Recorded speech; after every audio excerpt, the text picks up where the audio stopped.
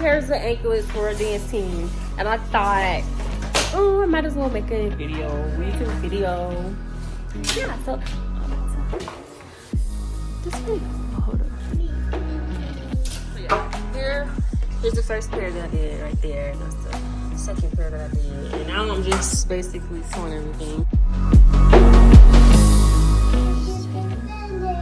Okay, so I got the tulle right here, and I got the ribbon right here. This is 1 inch ribbon, and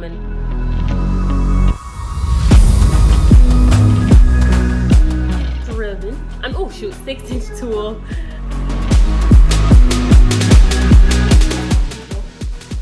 Then I'm going to place the pretty side down like this when I sew. And I'm just gonna sew. I'll record it. Oh shoot, I'll record it. I'm just trying to explain it.